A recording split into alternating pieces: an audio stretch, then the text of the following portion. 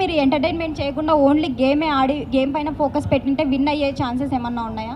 అప్పుడు మీరే మళ్ళీ ఇదేం ఎంటర్టైన్ చేయట్లేదు బయటకు పంపిండి అంటారు.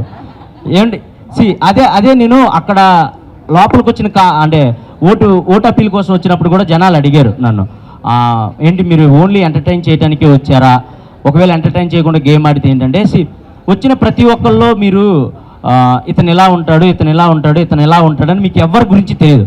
బట్ ఇమాన్యుయల్ అనేవాడు ఎంటర్టైన్ చేస్తాడని మీ అందరికీ తెలుసు. అలాంటిది నేను వెళ్ళి లోపలికి వెళ్ళిన తర్వాత ఏం ఎంటర్టైన్ చేయకుండా ఓన్లీ గేమ్స్ ఆడుకుంటూ కూర్చుంటే అసలు మేము వీడి నుంచి ఎక్స్పెక్ట్ చేసేదే ఎంటర్టైన్మెంట్ కదా, అది పక్కన పెట్టేసేది ఏంటని మీరే నన్ను బ్యాడ్గా ఫీల్ అవుతారు. ఇమాన్యుయల్ గేమ్ ఆడినా ఆడకపోయినా ఎంటర్టైన్ చేస్తే చాలు అనుకునే పర్సన్స్ కూడా చాలామంది ఉన్నారు ఆడియన్స్లో. సో నేను ఎంటర్టైనర్ గెలవాలి అని అనుకోవటం తప్పు కాదు, ఎంటర్టైనర్ గెలవాలి అనుకోవాలి. ఎంటర్టైనర్ గెలవాలంటే ఓన్లీ ఎంటర్టైన్మెంట్ చేస్తేనే సరిపోదు, కన్ఫామ్గా గేమ్స్ ఆడాలి, కన్ఫామ్గా విన్ అవ్వాలి, మన ఎఫర్ట్స్ కనపడాలి. ఈ రెండు ఉంటేనే ఎంటర్టైనర్ విన్నర్ అవ్వగలడు అని నేను బలంగా నమ్మి లోపలికి అడుగుపెట్టాను. ఎక్కడ కుదిరితే అక్కడ కామెడీ చేయడానికి ట్రై చేశాను. ప్రతి గేమ్ విన్ అవ్వాలనే ఆడాను. నాకు తెలిసి నేను ప్రతి గేమ్ విన్ అయ్యాను, ఒక 3-4 గేమ్స్ తప్ప. సో ఇంక ఇవి చాలు నాకు అనిపించేది. ఇంక అంతే, ఇంక అంతకు ప్రతి నామినేషన్లో ఎక్కువగా వచ్చిన పాయింట్ అంటే డెమన్ పవన్ ఇంకా రీతు గురించి. నిజంగానే డెమన్ పవన్ గేమ్ లో అయ్యిందా రీతు వల్ల?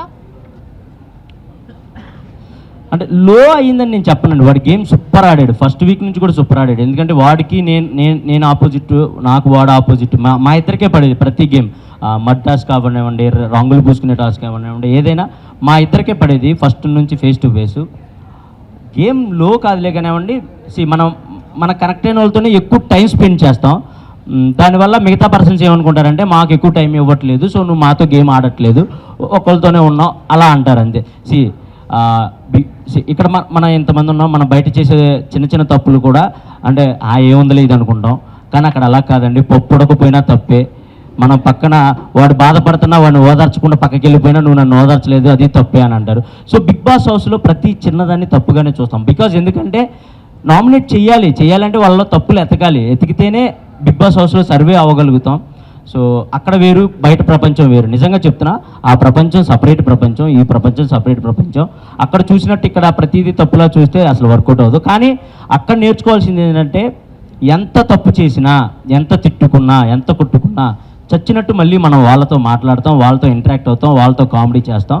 అదొక్కటి నేర్చుకొని బయట ప్రపంచంలో కూడా మనకెవరితో ఉన్న గొడవ అయితే దాన్ని వాళ్ళతో మళ్ళీ ఇంటరాక్ట్ అయ్యి దాన్ని సార్ట్అవుట్ చేసుకుంటే లైఫ్ చాలా బాగుంటుంది. అది బిగ్ బాస్కి వెళ్ళిన ప్రతి ఒక్కళ్ళు నేర్చుకుంటారు, నేను నేర్చుకున్నాను.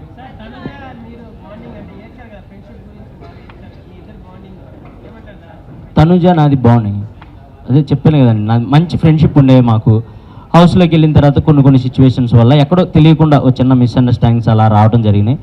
బట్ లాస్ట్కి ఫైనల్గా లేదు, ఎవరిది తప్పు కాదు, ఇవన్నీ మిస్అండర్స్టాండింగ్స్ అని తెలుసుకున్నాం, అవి సార్ట్అవుట్ చేసుకున్నాం, లాస్ట్ వరకు కలిసే ఉన్నాం. సో అండ్ అన్న you did not do well తెలుసుకున్నాను అన్న, తెలుసుకున్నాను లేనా, ఎందుకు అందరం ముందు.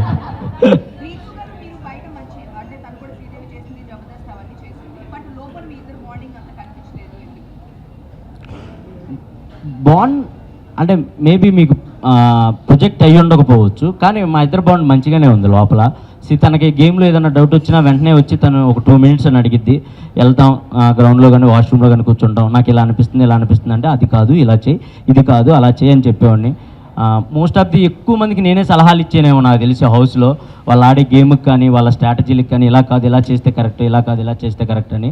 సో ఆ విధంగా మా బాండ్ అయితే మంచిగానే ఉంది. రీతుది నాది ఎక్కడ నేను తను నామినేట్ చేసినా ఈ రోజు తను ఫీల్ అయ్యేది కదా, తను నన్ను నామినేట్ చేసినా నేను ఫీల్ అయ్యేవాడిని కాదు.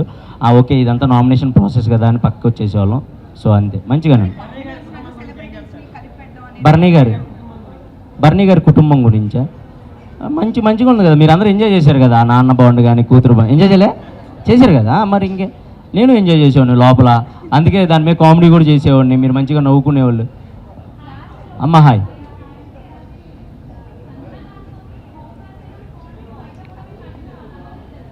లేదమ్మా, బయట కూడా కంటిన్యూ చేయాలి, నేను చచ్చేదాకా సంజన గారిని వదలను, మీకైతే ముందుగానే చెప్తున్నా.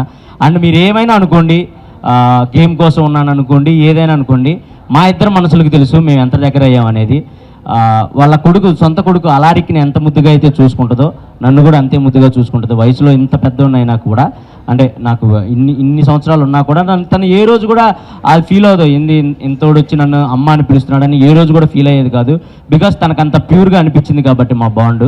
అండ్ ఎంతమంది చెప్పినా కూడా మా బాండ్ని ఇరగొట్టలేకపోయారు. అండ్ ఎంతమంది ఏం చేసినా కూడా అవును నామినేట్ కూడా చేయలేదు.